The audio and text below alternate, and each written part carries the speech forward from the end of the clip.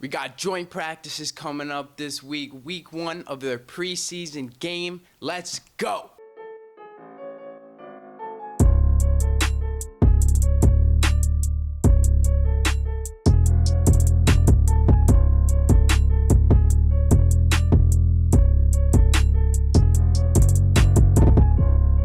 On everybody, it's Pat, and today we're going to be talking about the joint practices coming up with the Tampa Bay Buccaneers and the week 1 matchup between the Tampa Bay Buccaneers and the Miami Dolphins. So first I want to talk about the cornerbacks and the defense.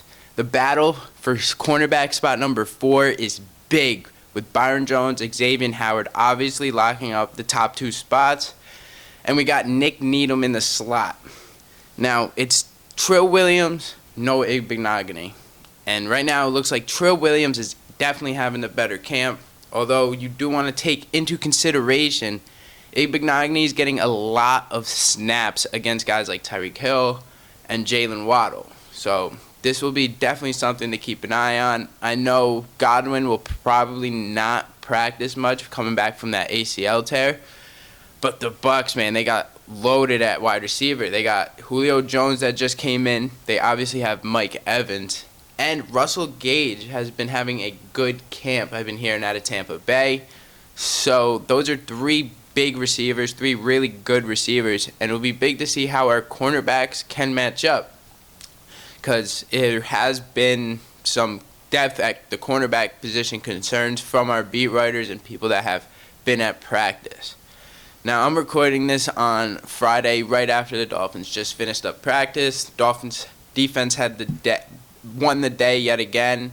Tyreek Hill did practice. Armstead did practice today, and he looked good.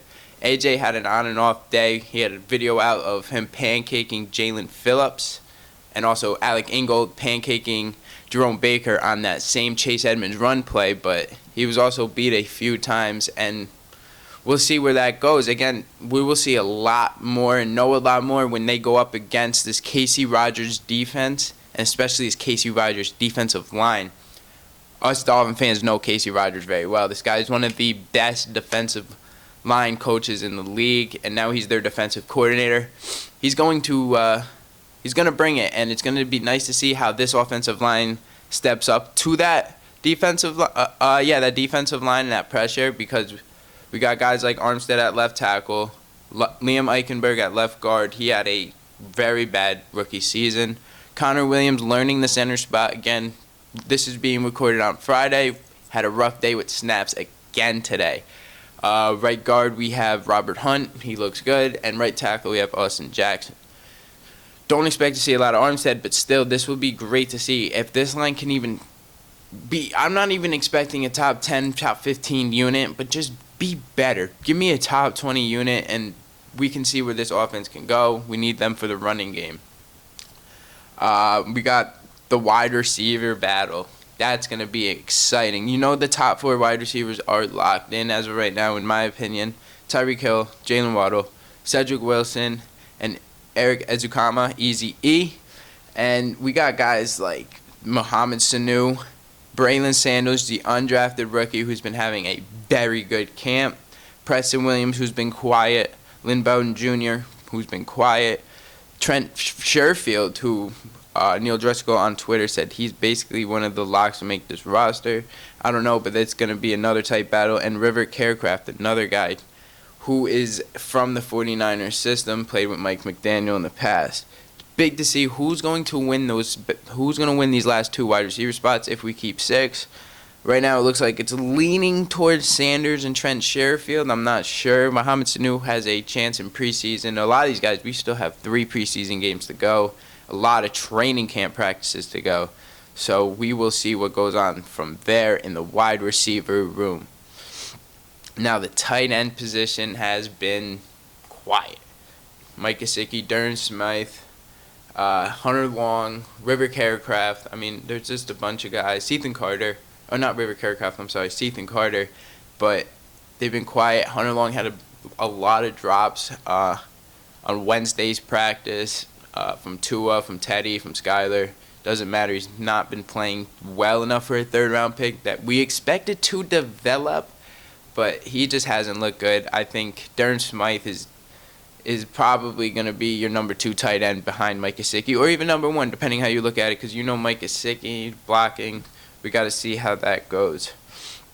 Now, another thing to watch in this preseason game and these joint practices is this new offensive zone, wide zone scheme, this running scheme. It's a lot different than what we are used to. And we got a fullback now, Alec Ingold. I think that's going to be huge. He's going to be playing a lot of snaps. He's going to be a major voice in this run game.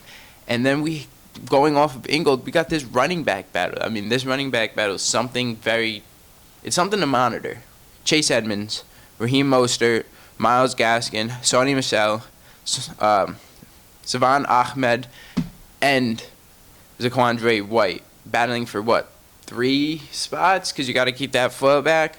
Chase and Raheem Mostert, I believe, are locks to make this roster. And then it's a battle, man. It's really a battle. Gaskin, Michel, Ahmed, Zaquandre White. Who wants to really pull away in this exhibition preseason season and see what we can do going into the regular season?